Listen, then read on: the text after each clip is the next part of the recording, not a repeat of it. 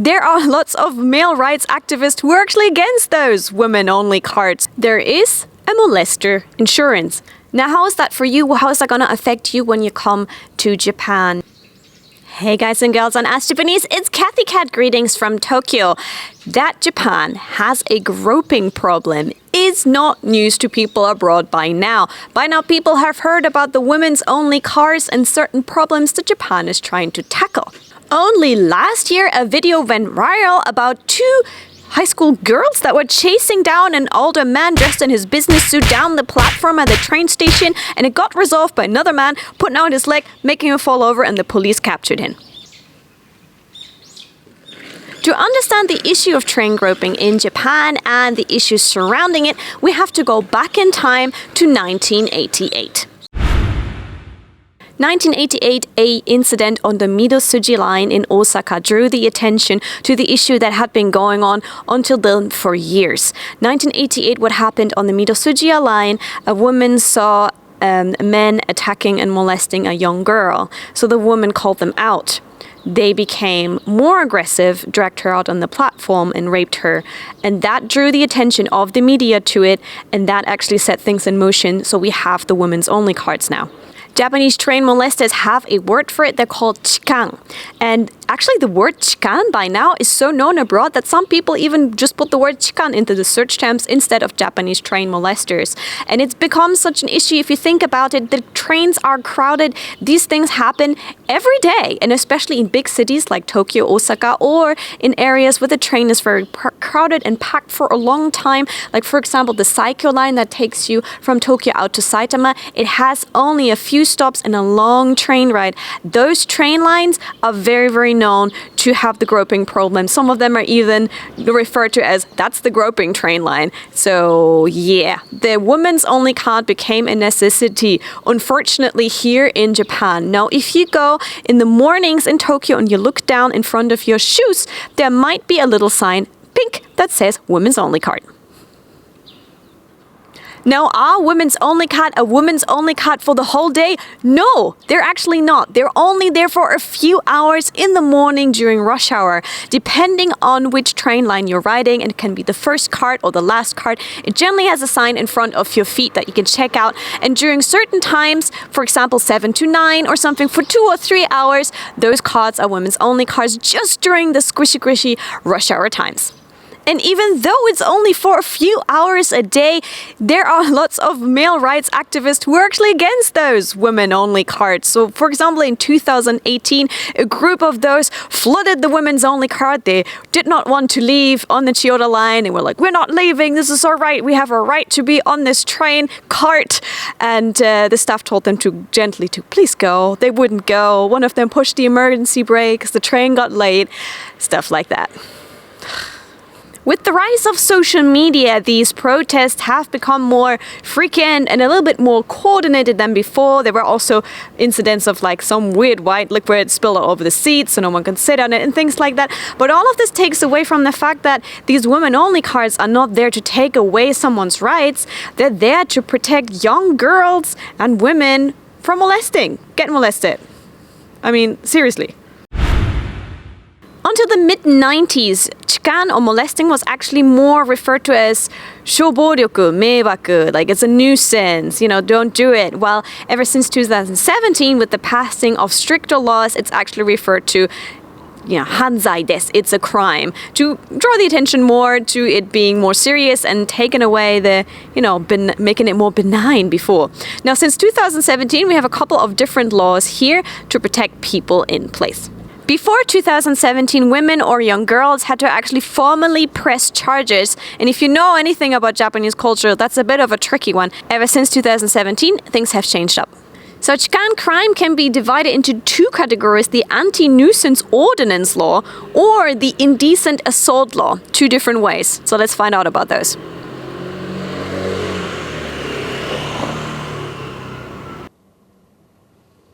The molesting can fall into two categories. The anti-nuisance ordinance law is seen for light crimes. So if a man is charged and found guilty of touching a woman's breasts or her butt or something on top of her clothes, that will get him charged into that one. So if he does that during the whole train ride, it comes up to less than half a year imprisonment or less than $5,000 in charges.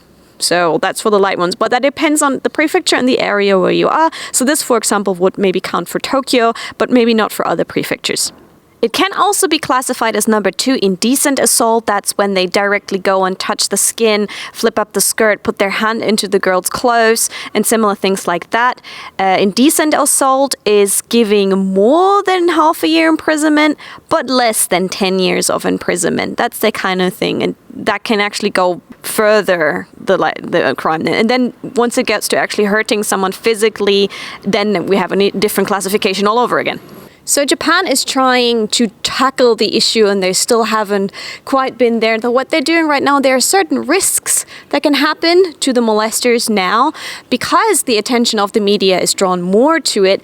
It can actually result in people getting fired if they are found guilty, and it's been proven that they're guilty. Companies might not want to associate with them because their picture is probably all over the media. Japanese media is generally, if you've done any kind of crime, even if you cheated on your wife, it will be all over the media. So getting fired and having your face, maybe your name all over the media is one part of it.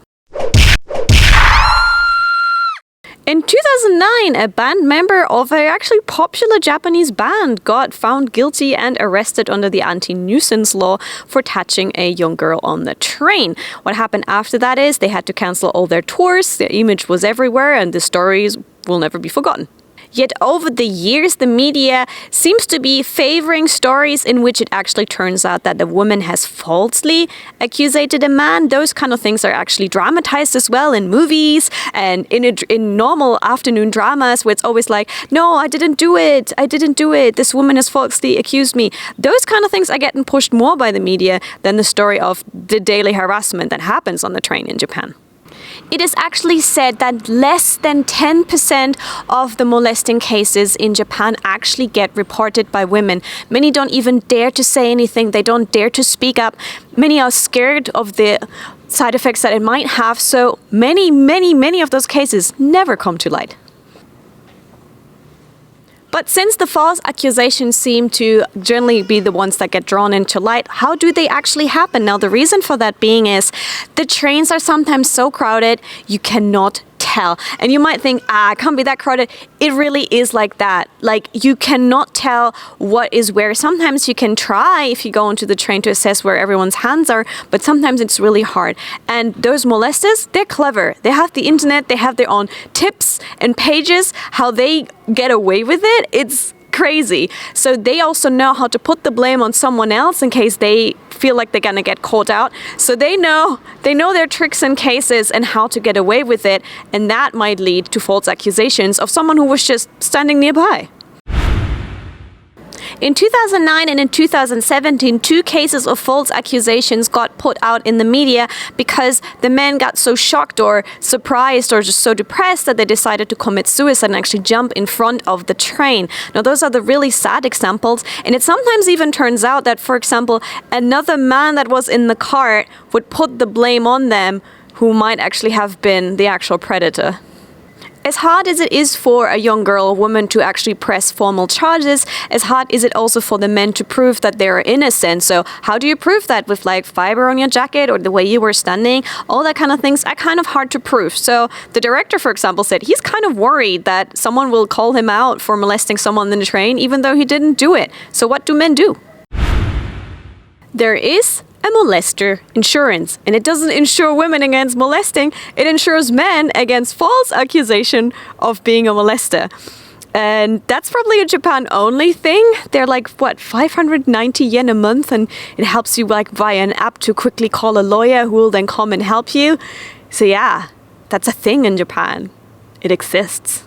These kind of things and the attention of the media and featuring these kind of cases even more leads to the society thinking it's scarier to be falsely accused than to be molested on a daily basis in Japanese culture.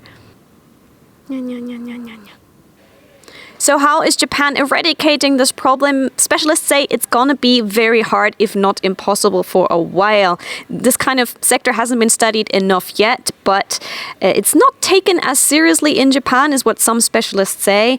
And they say it's because there's still a deep-seated belief or a thought that the man is kind of superior to the woman, and it makes it easier to trivialize these issues of the train thing. But don't forget, it's young girls we're talking about, underage girls we're talking about too.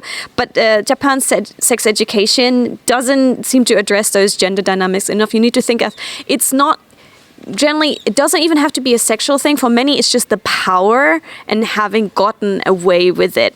And then we also have popular media kind of, making it look glorious in certain kind of adult movies and stuff like that.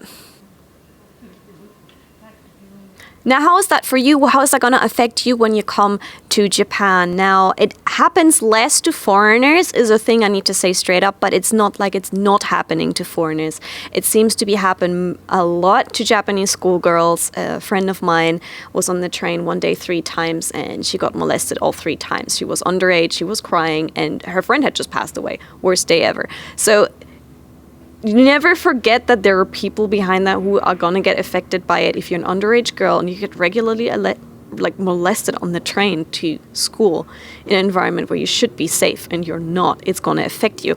So what can we do?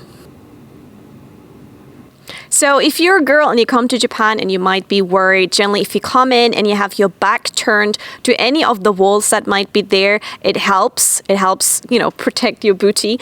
And some people also put bags in front of them to protect them. Other girls avoid actually the area right next to the door. Another story of a foreign girl who was standing right next to the door, and while a guy was leaving, he just full on groped her and then ran out of the train. One of my friends swears by giving everyone a menacing look when she steps onto the train. Make sure to make eye contacts with everyone there, going like, no funny business, when she steps onto a very crowded train and has the feeling some funny business might be happening. While before it seemed to be that many women were suffering in silence and that was seen as the right thing because a woman who speaks up is causing a nuisance to everyone, these days people are trying in campaigns and agendas to push that it's okay to speak out when it's happening to you. Many have been saying it's okay to say something, it's okay to ask someone for help. And also what they've been saying is if you can grab the hand or the finger, try and lift it up. Because then you know who it is. It's really hard to tell in the crowded train. So if you can grab that hand, make out who it is and pull it up, you're already pretty well off there. Because they'll be scared to death, hopefully. And if you're a guy and you're coming to Japan, there's also stuff you can do. I will never forget the face of another exchange student when I went as a student to Japan. He came from Germany. And one morning he was so upset because he seen a girl cry on the train and he knew something funny was going on there, but he couldn't reach her, he couldn't help her, and the time he didn't call out, the door were opening, things flooded out, and that feeling of helplessness of knowing something bad just happened here and I was unable to help stayed with him for a long time. And that's the same thing. So if you guys feel or see that something's going on, that some funny business happening, don't look away, don't turn the other way, but actually go, hey, are you okay? Can I help you? And you might be able to stop someone from doing what they're doing and help someone in need who needs your support at that time. A video went viral in Japan with the hashtag active bystander, which kind of talks to the men of the generation saying, you can help, we actually need your help, so please don't look away. And just a word of saying, are you okay, can make all the change. This privately made ad gained over 2 million views in only 5 days here in Japan. And the main actor, the Japanese guy, turns to the camera in the end and says, what would you do if you were me? But what the active bystander video shows is that it's not men against women, girls against boys. It is to help the victims and to create a society in which sexual harassment and sexual violence is less tolerated. Just don't look the other way. To be honest, that was a really hard topic for us to do. It's pretty serious, but I hope I got some of the points across to you. You learned a little bit about it, and maybe check out the active bystander video as well that's been made here in Japan. Thank you so much for tuning in. We tried to tackle a little bit of a serious topic this time. I hope I came across okay, and I hope I'll see you soon for another video here from sunny Tokyo right now. Please be careful, stay healthy, stay safe, live. I'll see you soon for another video here from Tokyo. Stay healthy, stay safe. Don't forget to like and subscribe, and maybe share this with someone who needs to see this. Bye.